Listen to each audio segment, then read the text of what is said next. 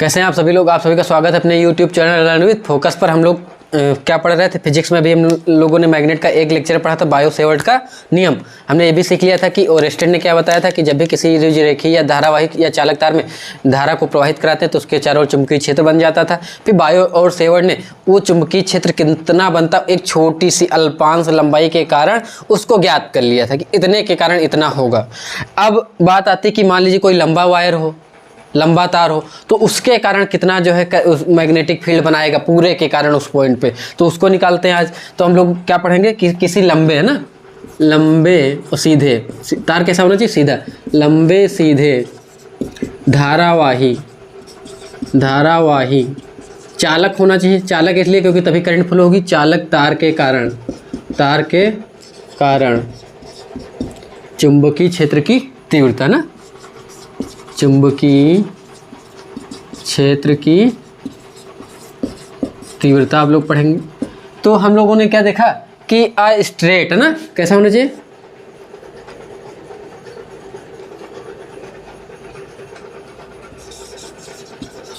Magnetic field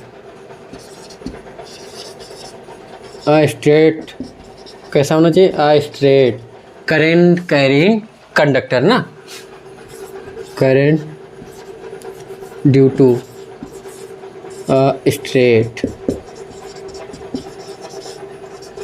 current carrying conductor, current कैंडे, ठीक है। तो हमने क्या देखा, इसको हम सी भी कहते थे, 1 सी 2 सी 3 सी, ना। तो सी वायर है, करंट कैरिंग कंडक्टर, या इसको वायर कहते हैं। तो इस सीधे धारावाही चालक के तार के कारण हमको क्या निकलना है, चुंबकीय क्षेत्र की तीव्रता। तो हम लोग एक फिगर बनाते हैं। ये मान लेते हैं हम एक तार है। अब कह दो तार इतना है तो हम कहते हैं ये ऐसे है, जैसे भी हो। तो इस तार के कारण इसमें आई करंट फ्लो हो रही। हम कहते हैं इसके इस पॉइंट से हमने कह दिया एक डिस्टेंस है, ये कहीं भी, मिड में नहीं है, कहीं भी हो सकता है। हमने कहा इस पॉइंट पे निकालना है, तो हम इसको एकदम सीधा मिलाएंगे। तो हम कहेंगे इससे कितनी डिस्टेंस पे है, जितनी भी डिस्टेंस हो, कहीं कोई भी पॉइंट लेते हैं हम उसको वहाँ सीधा मिला लेते हैं। तो हम कहेंगे ये डिस्टेंस कितनी, इस आर डिस्टेंस पे एक बिंदु क्या है, पी है, जहाँ पे तुमको क्या निकालना है, चुंबकीय क्षेत्र की तीव्रता। पहले हम क्या करते थे, छोटे से टुकड़े के कारण निकालते थे, लेकिन अब हम कह रहे हैं कि इस पूरे तार के कारण कितना होगा। तो हर पॉइंट की वजह से यहाँ पे होगा, इसके कारण, इसके कारण, इसके कारण, हर पॉइंट के कारण इस जगह मैग्नेटिक फील्ड बनाएगा। क्योंकि हमको तो छोटी अल्पांश के कारण आती, तो उतना तो हम निकाल ही सकते थे, कहीं भी ले लें, इतना अल्पांश इस पॉइंट पे ले लें कि इतनी लंबाई के कारण यहाँ निकालना, तो निकाल लेंगे। क्यों? क्योंकि हमने एक छोटे से टुकड़े जो जूम करते थे बहुत छोटा होता था, उसके कारण हमको यहाँ निकालना आता है। तो हम कहते हैं कि इस पे हमने क्या ले लिया, एक पॉइंट कौन सा ले लिया कि एक छोटा सा टुकड़ा हमको निकालना पूरे के लिए। तो पूरा निकालना है तो कहाँ से निकालना, ये पूरा ऐसे निकालना है। तो हमने इसको पूरा यहाँ मिलाया, क्यों? क्योंकि इस पूरे के कारण इस पे फील्ड बनेगी, इस पॉइंट पे। उसकी डायरेक्शन क्या होगी वो आपको निकालना आता है। क्यों? क्योंकि हाथ रखोगे करंट ऊपर जा रही, और ये डायरेक्शन, आर की डायरेक्शन में उंगलियां फैलाओगे तो करंट कहाँ, ये मैग्नेटिक फील्ड कैसे होता था, इसके परपेंडिकुलर होता था इन दोनों के। तो कैसा होगा, अंदर की ओर। और अंदर की ओर मैग्नेटिक फील्ड को दिखाने के लिए किससे दिखाते हो, क्रॉस से। ठीक, हमने कहा ये वाला एंगल कितना बनाता है, ये क्यों लेना पड़ा, क्यों? क्योंकि पूरे के कारण है। तो ये पूरा दिखाएगा, पूरी लोकेशन को दिखाने के लिए एंगल आपको दिखाना पड़ेगा। इसको लोकेट करना है, प्रदर्शित करने के लिए आपको जो है पूरा दिखाना पड़ेगा। हमने कहा ये एंगल कितना, φ1 बना रहा है ऊपर। तो अगर एक्स वाई डायरेक्शन में ले तो ऊपर का अगर φ1 तो नीचे का, अगर हम कहते हैं ऊपर पॉजिटिव नीचे नेगेटिव कोई एंगल बना रहा है तो नीचे कितना, φ2 किस में बनाएगा, माइनस में। ठीक, माइनस प्लस लिए जाते हैं डायरेक्शन की ऊपर और नीचे दिखाने के लिए। अगर एक प्लस में तो नीचे वाला माइनस में। अब हमने कहा कि एक छोटा सा अगर एलिमेंट होता, उस छोटे से एलिमेंट ये होता है dl। इस dl के कारण हम कहते हैं ये dl से इतनी डिस्टेंस होती, कितनी, r, कितनी होती, r।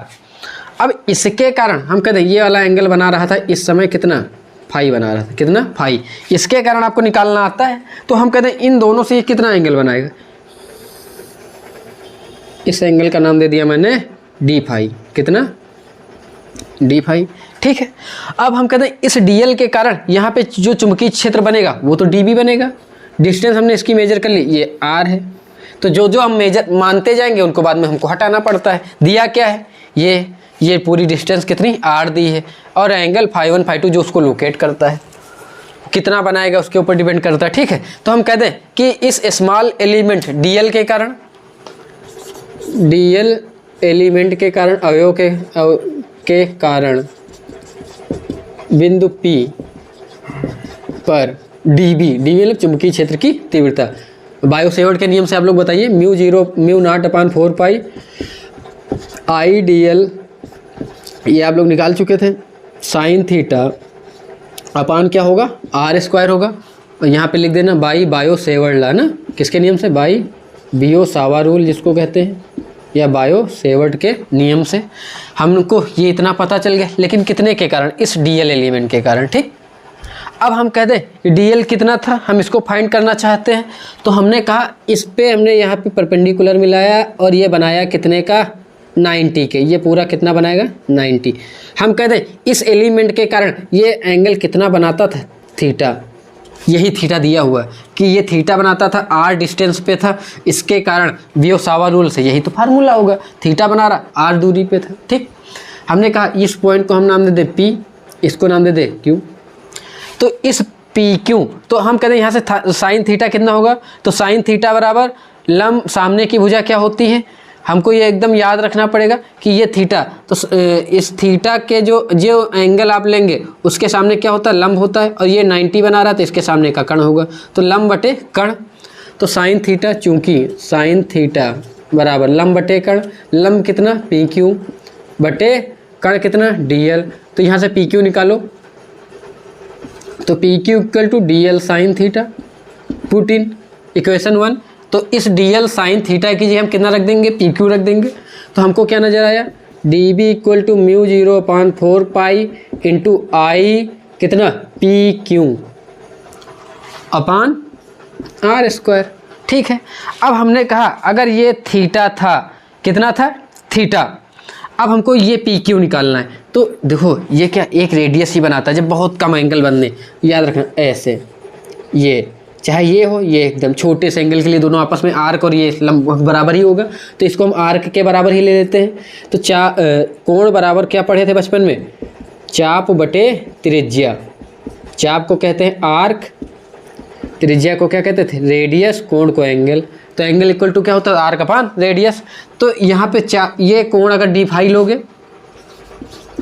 क्या होगा, चाप कितनी PQ, त्रिज्या कितनी, ये वाली डिस्टेंस कितनी R। तो अब हमको ये क्या नज़र आई, PQ कितना हो जाएगा, R d हो जाएगा। तो यहाँ से हमने PQ निकाल लिया, कितना होगा R d। तो हमने इस PQ के यह कितना रखेंगे, R d रखेंगे। तो dB equal to μ0/4π into I कितना, PQ की यह कितना रखेंगे, R d आप लोग रखेंगे अपान R², एक R से R कैंसिल हो जाएगा। अब कितना बचा, dB equal to μ0/4π into I upon R बचा, ठीक है, I अपान R बचा, I d बचा, I d अपान R बचा, ठीक है, कोई दिक्कत नहीं। अब हमको क्या नज़र आता है कि ये I अपान R है। हम अब यहाँ पे एक एंगल क्या देखते हैं, ये पूरा कितना बना रहा है, ये पूरा फाई बना रहा है। अच्छा यही फाई तो दिखाएगा, इस फाई को पूरा बढ़ाएं तो केवल अब इस पूरे फाई के कारण, इतने के कारण चुंबकीय क्षेत्र की तीव्रता निकल सकती थी। और ये अगर बढ़ाते जाएं पूरा ऊपर कर लें और इधर नीचे की ओर, तो पूरा ऊपर पूरा नीचे, यही फाई अगर φ1 की ओर ले जाएं तो ये इतना के निकल आएगा, नीचे की ओर ले जाएं तो पूरा। तो ये फाई को हमको φ1 और φ2 तक चलाना है अगर जब पूरे का निकालना होगा। लेकिन अभी हमने केवल फाई की ओर बढ़े कि पूरा फाई कितना होगा, तो फाई बराबर कितना हो जाएगा, ये तो हमेशा परपेंडिकुलर ही होगा क्योंकि हमने मिला है किसी पॉइंट से, तो हमेशा वो परपेंडिकुलर होता है। तो 90, तो कोण कितना हो जाएगा, चूंकि आप लोग को इधर देखिए हो रहा कास फाई इक्वल टू क्या होता है, आधार बटे कर्ण, बेस अपान हाइपोटेनस होता है। तो आधार कितना होता है, कोण के सामने का लंब होता है, तो ये आधार हो जाएगा R, इसकी रेडियस R है। कर्ण कितना 90 के सामने, 90 के सामने ये वाला ये है ना, और ये कितना दिया हुआ है, R दिया हुआ है। तो कास फाई की जगह क्या रख सकते थे, R अपान R, लेकिन वो तो दिए नहीं। प्रश्न में क्या दिया हुआ, ये दिया है तुम्हारा, क्या दिया हुआ है, ये इसको हम इधर बैठ दें तो 1 upon R equal to cos phi upon कितना हो जाएगा R, ठीक। तो इसको हम रखेंगे यहाँ पे, देखो 1 अपान R रखा हुआ है, कितना रखेंगे, cos phi upon R, put कर दो। तो D B equal to mu naught upon 4 into ये 1/r है, इसकी जगह क्या रखेंगे आई, 1/r की है कास फाई अपान आर और डी फाई है तो कास फाई डी फाई होगी, ठीक। क्योंकि 1/r की जगह क्या रख दी हमने, कास फाई अपान कैपिटल आर है ना, कास फाई अपान कैपिटल आर, ठीक। अब हमको ये पूरा नज़र आता है, हमने कहा ठीक है, ये तो हो गई बात कितने के लिए, इतने एंगल के लिए। लेकिन अब हमको ये तो पूरा चलाना है, ऊपर तक ले जाना है, इधर नीचे तक ले जाना। जब किसी चीज़ को प्रसारित करना हो तो आप लोग समाकलन में पढ़े होंगे क्या कि जब किसी चीज़ को छोटे से बड़े करते जाते हैं, ये छोटा सा था हमको पूरा निकालना है, इतने इतने इतने इतने। जब इतने का एंगल लिए थे इतने निकाला, इतने के लिए ये इतना निकाला, तो हम धीरे धीरे बढ़ाते जा रहे हैं। और जब चीज़ को बड़ा करते हैं, जोड़ना होता है तो क्या करते हैं, इंटीग्रेट करते हैं, क्या करते हैं, समाकलित करते हैं उसको। इसका हमको समाकलन करना पड़ेगा, किसका, इसका। तो अगर हमको b निकालना है तो हम क्या करेंगे, b इक्वल टू समाकलन करेंगे, किसका करेंगे, db का करेंगे, db का समाकलन करेंगे। तो db की वैल्यू अगली बार रख दो आप लोग, db की वैल्यू कितनी रखेंगे, db की वैल्यू कितनी, mu naught upon 4 into I cos phi d phi upon r, ठीक। अब हमने इसको इंटीग्रेट किया, समाकलित करना चालू करते हैं। तो इधर रख दें, कोई दिक्कत नहीं होगी तुम लोग को। ये हो गया b। जो कांस्टेंट होते हैं समाकलन में आप उनको बाहर निकालते हैं, mu naught upon 4 into I upon r, ये आपको आनी चाहिए चीज़ें। तो इसको बाहर निकालेंगे, mu naught upon 4 into I upon r को हमने बाहर निकाल लिया। अंदर क्या बचा, कास फाई, क्योंकि ये चेंज होगा, डी फाई चेंज होगा। और कास फाई डी फाई की समाकलन क्या होता है, साइन फाई होता है, क्या होता है। लेकिन हमको कहाँ से कहाँ तक करना है, फाई को करेंगे कहाँ, फाई 1 से फाई 2 तक, है ना। तो ये फाई 2 माइनस फाई 2 से ये फाई 1 तक हम करेंगे, फाई 2 नेगेटिव फाई 1 ये, तो माइनस फाई 2 से फाई 1। अब ये इसका जब ये लिमिट होती है, लिमिट कहाँ से, फाई 2 माइनस में ये फाई 1 तक, है ना।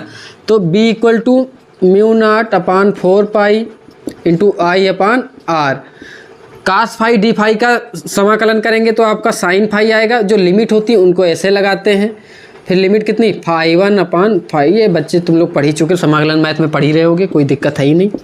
Mu naught upon 4 into I upon r, ये लिमिट लगाते हैं तो पहले अपर लिमिट फिर माइनस लोअर लिमिट होता है।